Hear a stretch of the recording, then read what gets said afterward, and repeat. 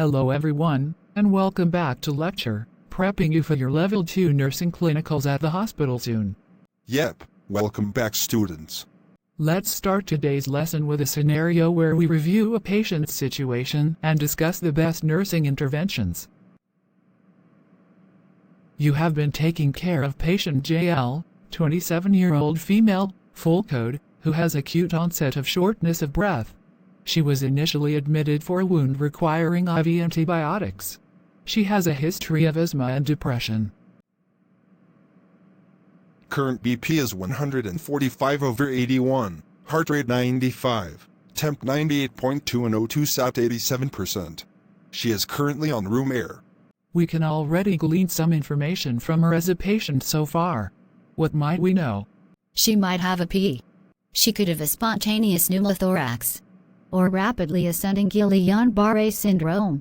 She might have COPD also, or COVID-19, or tuberculosis. Does she have night sweats? Okay, so let's just focus on our immediate priorities. No, she does not have night sweats. On quick focused assessment you hear the patient has a wheeze.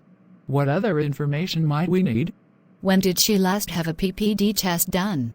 Okay, for clarification we're going to say this particular scenario definitely does not involve TB.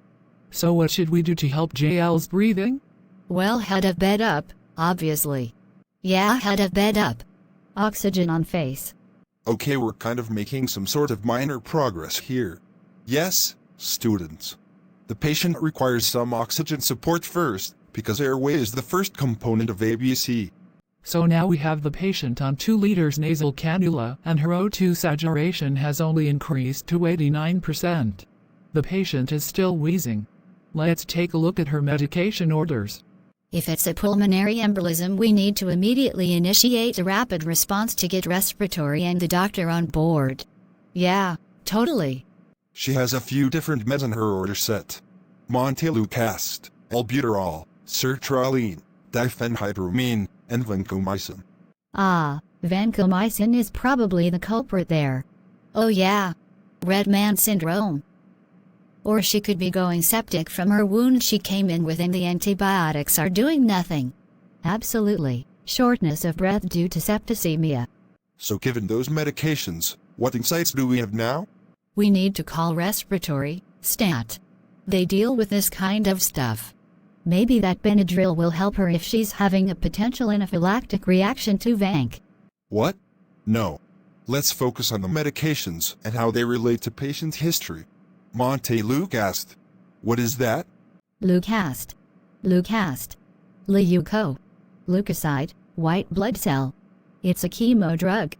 Good root word analysis. No, that is so far off.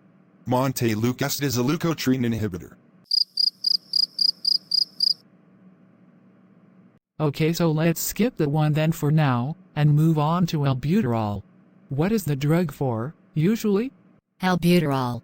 Enzanarol solumedrol enzanarol-2 and it is a steroid. Albuterol must be a steroid.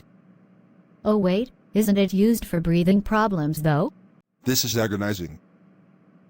Yes everyone. Albuterol is a bronchodilator, for bronchospasms. So let's modify the scenario a bit. Your patient was formerly wheezing, but now you hear no more wheeze as she breathes. What could be happening? The patient is feeling better. That Benadryl must have helped. How is this even happening? Oh, I know the answer. The patient is no longer wheezing because their airway is closing up. We need to call a rapid, get the doctor, and help prepare for intubation. Oh wow. Well, yes that's correct. Well done. This patient is in immediate distress and you just might have saved her by recognizing that wheeze to no wheeze is an emergency situation. Amazing! We might just have hope for this class after all. Yeah, I figured she must have swallowed something while we weren't looking, so she's obviously got something stuck in there now. Nailed it.